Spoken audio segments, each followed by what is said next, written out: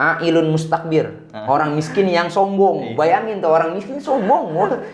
Kita beli yang kita butuhkan, Betul. bukan yang kita inginkan. Nah, itu. Gitu maksudnya berarti ya. Kalau kita inginkan kan nafsu nih banyak pengennya. Apa aja dibeli. Tiap hari paket. Nah, itu jadi kita bersedekah itu ya jangan nungguin kaya.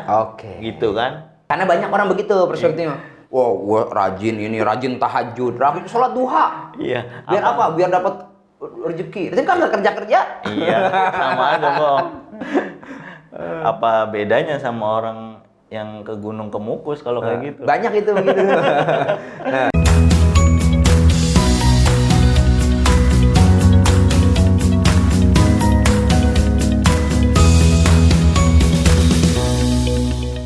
Assalamualaikum warahmatullahi wabarakatuh. Alhamdulillahirrahmanirrahim. Wassalatu wassalamu ala asrafil mursalin amma ba'du.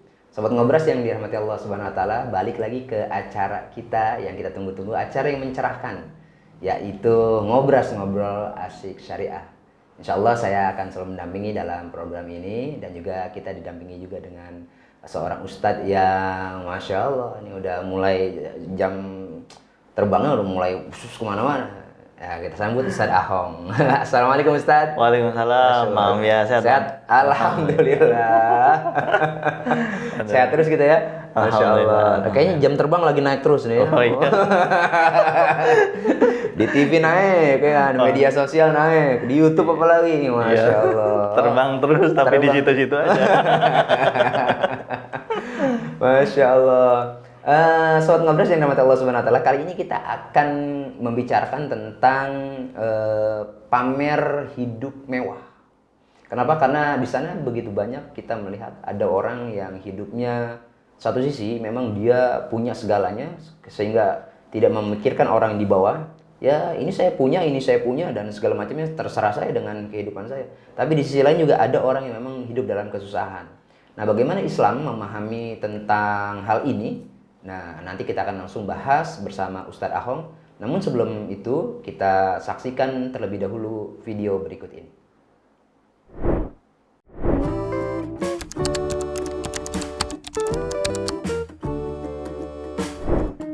Kalau nonton sengaja mungkin enggak Bang ya, tapi muncul di Instagram biasanya ya suka muncul cuplikan-cuplikan videonya. Pernah, aku juga pernah.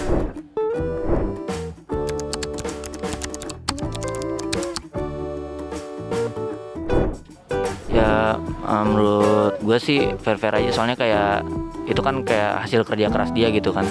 Tapi setidaknya menurut gue sih jangan dipamer-pamerin juga gitu. Karena kayak mungkin yang lihatnya juga kan nggak semuanya orang kaya gitu yang ngeliat dia kan, jadi kayak mungkin jadi iri ngeliat dia gitu kan, gitu aja sih. Biasa aja sih aku mah. Kalau aku sih biasa aja, tapi ya kalau misalnya itu mungkin bakal menimbulkan rasa iri gitu bagi orang-orang yang nggak punya. Setuju. Kalau saya pribadi kurang suka saya dengan konten kayak gitu ya. Mungkin saya ngerasa kurang pantas aja untuk kontennya seperti itu.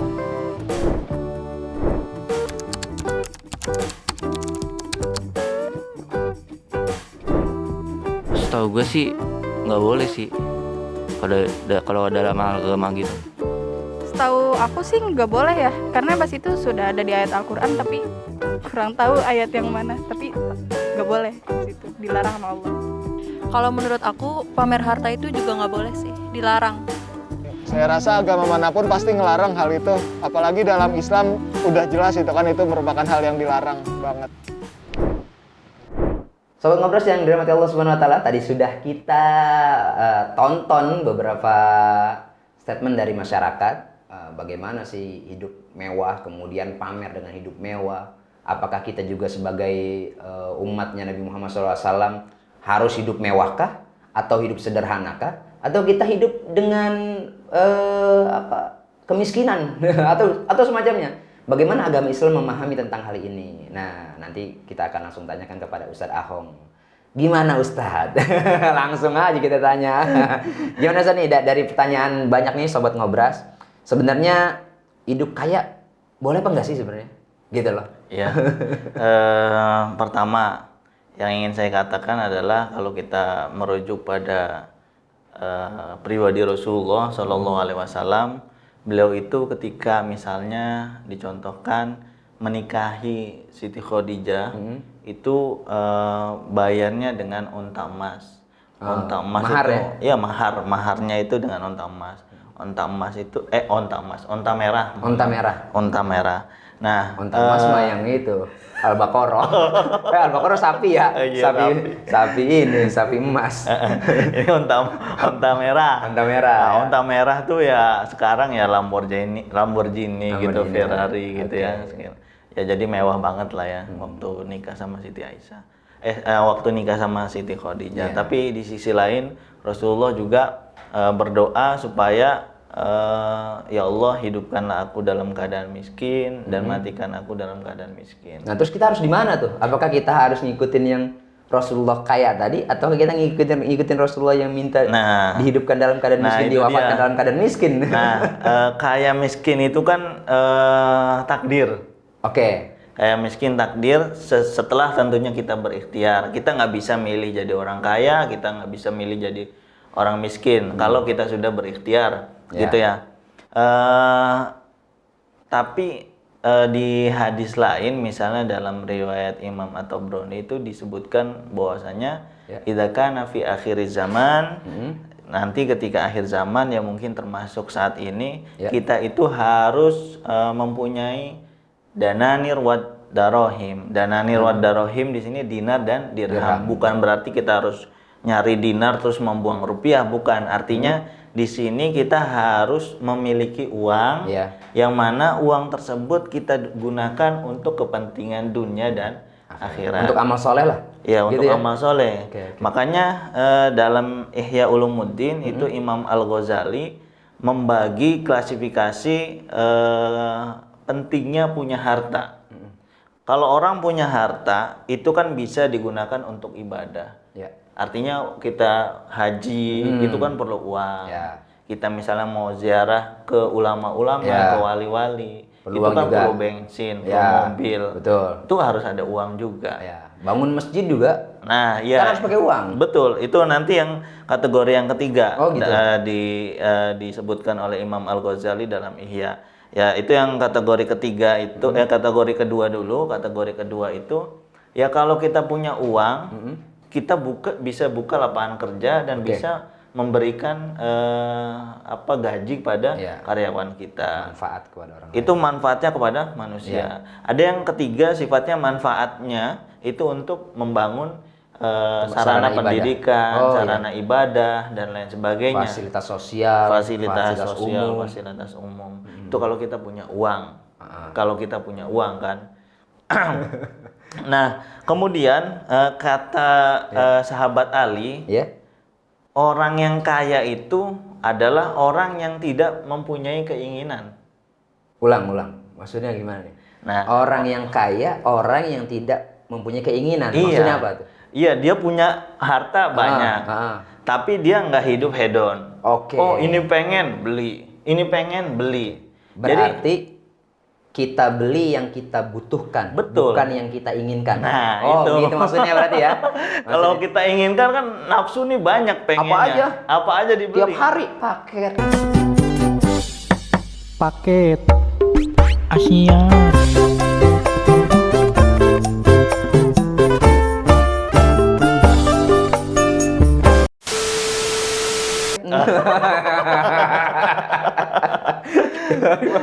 Makanya. Tapi mungkin itu yang dibutuhkan. Iya, kalau Oleh- yang dibutuhkan nggak oleh masalah. ibu-ibu kita, oleh istri.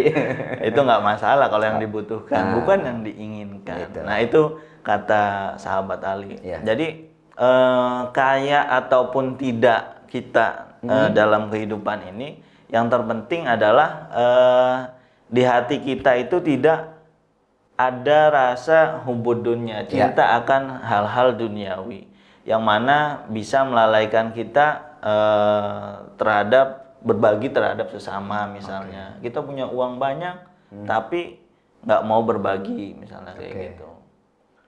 Itu sih, jadi Bang Ambia, kaya ataupun tidak itu tergantung pada ini kita ya, pada apa namanya? Inian hidup kita lah, gaya hidup. Ya, gaya hidup kita gitu. Karena ada juga orang kaya tapi hidupnya tuh ya sederhana aja. Betul. Punya apa aja, dia hidup ya sesuai kebutuhan dia aja. Sesuai yang dia apa ya, nggak perlu macem-macem lah gitu. Iya. Tapi ada orang yang nggak kaya, itu justru yang hidupnya gaya-gayaan. Banyak juga tuh kan. Nah, makanya sampai dia harus utang sono, utang sini, ambil sono, ambil sini, ya kan. namanya itu apa namanya, al-fakir ghairu sobir. Sebenarnya dia nggak kaya, nggak punya duit, tapi dia ngutang buat gaya hidup. Jadi kata Syekh Abdul Qadir Al-Jailani, beliau berkata, al-fakiru sobir khairun minal ghani syakir. Jadi orang yang fakir itu di bawah miskin. Di bawah miskin ya, yang nggak punya kerjaan, nggak punya gaji tetap. Tapi dia sabar. Dia sabar. Itu lebih baik. Itu lebih baik daripada orang kaya yang bersyukur. Artinya apa namanya, dia punya harta kemudian digunakan untuk hal-hal yang positif. Untuk membantu sesama, punya mobil ya digunakan untuk kalau punya anak di pesantren ya digunakan untuk menjenguk anaknya, untuk berziarah ke makam-makam ulama misalnya. Nah, makanya kalau kata para ulama itu, ya Allah, jadikanlah kami dulu orang baik dulu nih. Jadikan kami orang baik sebelum kami menjadi orang kaya. Takutnya udah kaya tapi nggak baik, ya kan? Nah itu dia. Jadi mau kaya mau enggak, jadikanlah kami orang baik dulu ya Allah, gitu. Makanya doanya kan Nabi ngajarin, Allahumma kfina bihalalika an haramik wa aghnina bifadlika amman siwa. Masya Allah. Jadi kalau dari tadi yang dijelaskan oleh Ustaz Ahong, ya Nabi kaya ketika dia memberikan mahar kepada istrinya Ummul Mukminin Sayyidah Khadijah. Kemudian satu sisi juga Nabi mengingatkan kepada hambanya, ya hidupkan saya dalam keadaan miskin, wafatkan saya ke dalam keadaan miskin, misalnya begitu kan. Tapi memang ada juga orang dia berargumentasi, dia punya perspektif, wah Nabi kaya, maka gue harus kaya. Ada juga orang yang miskin, Nabi miskin, ya gue cukup dengan hidup gue apa adanya gitu. Nah, bagaimana tuh pandangan kita terhadap mereka? Misalnya kita melihat, kita orang di antara dua orang ini misalnya, kalau gue ngikutin dia, apakah gue bener atau gue salah? Kalau gue ngikutin dia juga, apakah gue bener, gue salah? Jadi gue harus ngikut yang mana nih sebenarnya? Jadi orang agak bingung di situ tuh. Nah gitu kan. Di satu sisi juga ada di teman-teman kita tuh, misalnya teman-teman kita atau orang-orang lain, itu banyak memang yang ketika dia kaya, dia pamer dengan kemewahannya, dengan kekayaannya. Nah, tapi ada juga orang yang miskin, itu juga sombong dengan kemiskinannya. Ada loh. Bahkan ada satu hadis kan, itu kalau tidak salah, nanti di akhirat dia la yukallimuhullahu yaumal qiyamah wa la yuzakkihim wa la yanzuru ilaihim. Itu salah satunya tuh ailun mustakbir, orang miskin yang sombong. Bayangin tuh orang miskin sombong. Itu yang banyak sekarang gitu. Nah, kita harus sebenarnya kita berkiblat kemana nih Ustaz Ahong? Iya. Gitu loh. Jadi yang namanya Nabi itu mencontohkan fleksibilitas. Artinya Nabi ini bisa bergaul dengan siapapun, mau orang kaya, mau orang miskin. Jadi ketika misalnya Nabi bergaul dengan sahabat-sahabat yang miskin, jadi Nabi memposisikan diri membaur sebagai orang miskin, baik dari pakaiannya, dari gaya hidupnya. Ketika Nabi bergaul dengan orang-orang kaya, pun sebaliknya demikian. Proporsional. Ya teman-teman Nabi yang mewah gitu, yang kaya misalnya, ya Nabi juga punya kendaraan-kendaraan mewah gitu. Bahkan Nabi kan banyak asistennya juga. Jadi fleksibel gitu ya. Makanya kita dijadikan Allah nih orang kaya atau bukan, yang penting kita fleksibel. Jadi orang kaya yang nggak sombong dengan kekayaannya, artinya ketika ada orang miskin yang datang, bukan malah diusir, wah ini mah orang miskin, gua nggak nerima orang miskin. Gue maunya sama orang kaya aja, jangan seperti itu. Kan ada yang begitu. Ya jangan. Iya, Nabi betul kaya, tapi Nabi nggak menyepelekan orang miskin. Nah, apa namanya? Ya itu tadi fleksibel. Jadi banyak hadis-hadis yang contohnya kayak gitu. Misalnya Nabi tuh minumnya berdiri apa duduk? Ya kadang Nabi berdiri, kadang duduk. Iya, itu untuk menunjukkan kebolehan keduanya gitu. Atau Nabi sholat taraweh. kadang berjamaah, iya, kadang kadang enggak. di rumah, untuk menunjukkan bahwa sholat tarawih itu nggak wajib. Gitu. Betul. Ada lagi contohnya misalnya ini kan lagi masanya pandemi tuh. Ya. Ada hadis yang menyatakan bahwasanya Nabi menolak bersalaman dengan orang yang kena penyakit lepra. Oke. Biar nggak ketularan. Ya. Gitu kan. Tapi di sisi lain ada juga hadis yang menerangkan Nabi biasa aja makan sama orang yang penyakit lepra. Nah, hadis yang pertama itu untuk menunjukkan bahwa kita dianjurkan untuk ikhtiar. Ya. Hadis yang kedua itu menunjukkan bahwasanya kita jangan takut sama penyakit yang karena yang memberikan penyakit itu adalah Allah. Tapi ikhtiar dulu setelah ikhtiar. Gitu, Bang Ambiar. Oke. Jadi sebenarnya kita boleh juga hidup mewah. Ya, hidup mewah itu kan kalau yang saya tahu ya, yang namanya mewah itu kan hal yang berlebihan. Berlebihan ya. Kita orang kaya, Mewah bermegah-megahan. tapi misalnya di samping kanan kirinya masih ada orang yang membutuhkan uluran tangannya tapi dia abai. Oke. Gitu. Jadi kita itu nggak boleh hidup mewah, kita harus sederhana sekalipun kita kaya. Oke. Gitu ya, karena mewah itu sifatnya berlebihan.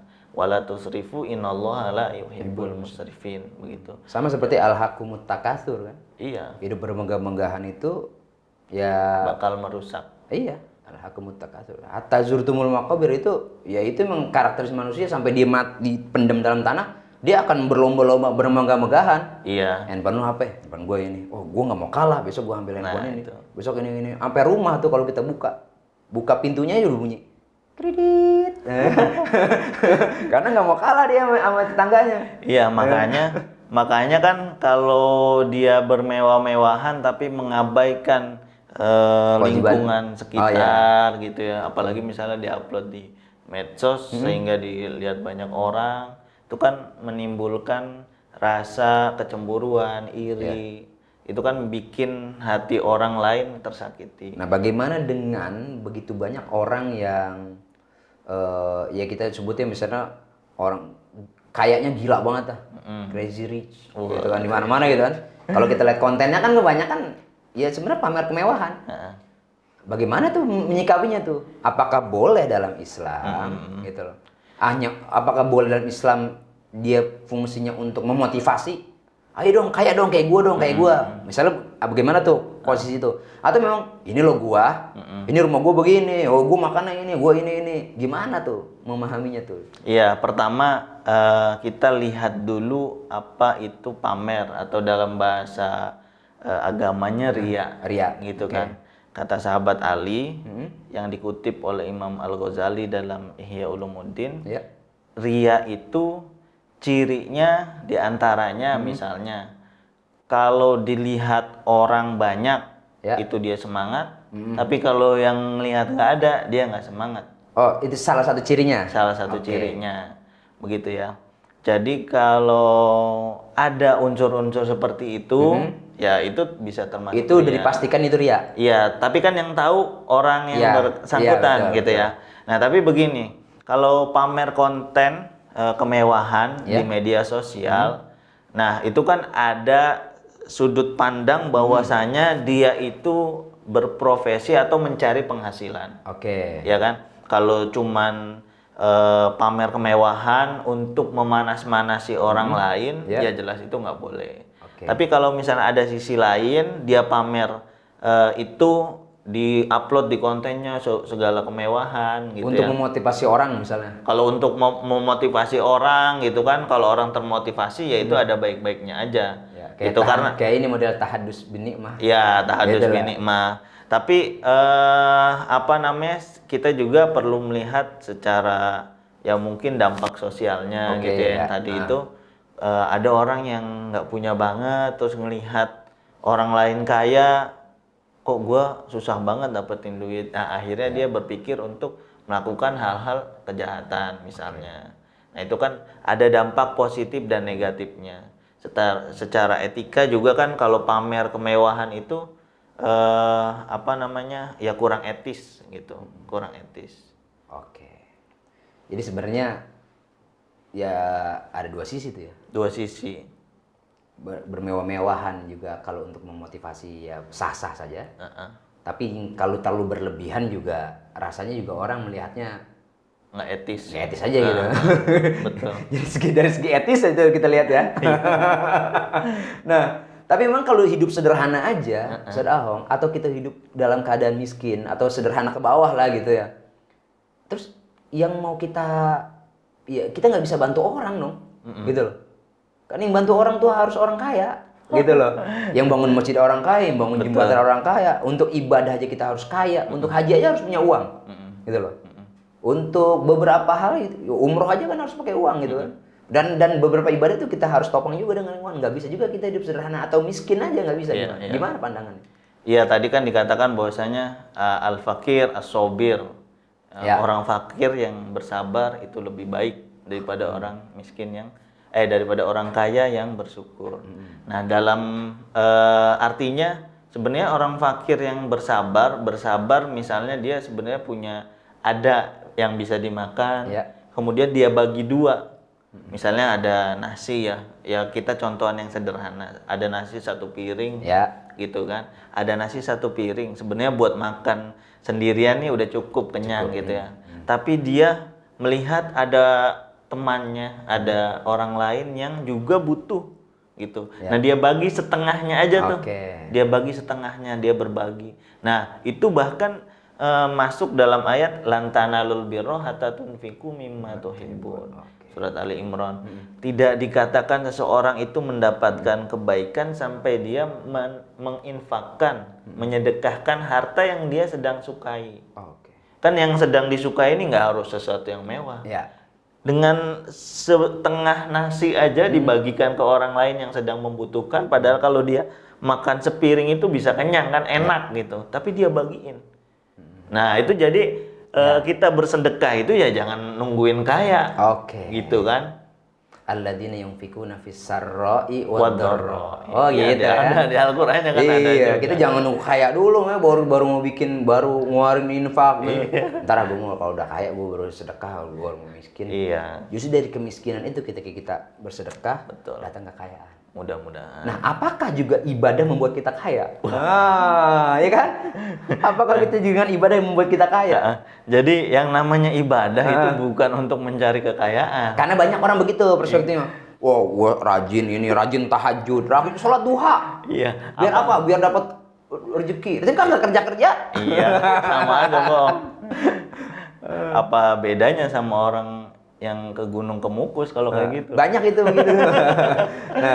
Jadi gimana? Iya, artinya gini, maksudnya kita ibadah itu adalah bentuk syukur kita kepada Allah yang memberikan nikmat kita. Kalau kita nggak sehat itu kan kita ke dokter. Kalau kita nggak sehat matanya, ya kita juga diobatin, perlu uang gitu. Nah, ini bentuk kesehatan kita ya kita syukuri ini. Jadi ibadah itu bukan untuk mencari uang, tapi bentuk rasa syukur kita kepada Allah. Inna a'tainakal kautsar. Iya, betul. Fasolli li rabbika wanhar. Betul. Masyaallah. Jadi kita ibadah ini ya memang nggak salah juga orang yang sholat duha buat biar rezekinya lancar. Tapi tentu usahanya juga harus semangat, kerjanya juga harus rajin gitu. Jangan sholat duhanya doang tapi nggak ada usahanya sama sekali. Sama aja bohong kan. Ada doa, ikhtiar dulu. Setelah ikhtiar, doa. Setelah baru kita bertawakal kepada Allah. Betul. Betul? Iya. Kalau tiba-tiba doa kita diijabah Allah, maka bersyukur. Tiba-tiba itu tidak dijawab Allah, maka tugas kita cukup bersabar. Masya Allah, mantap banget nih ya kajian kita kali ini, sahabat ngobras. Sahabat apa sobat sih kita nyebutnya? Sahabat ngobras ya. Mudah-mudahan yang tadi disampaikan oleh Ustaz Ahong bermanfaat buat kita. Nanti kita akan lanjutkan di segmen selanjutnya. Tapi sebelum kita lanjutkan, kita saksikan beberapa video berikut ini.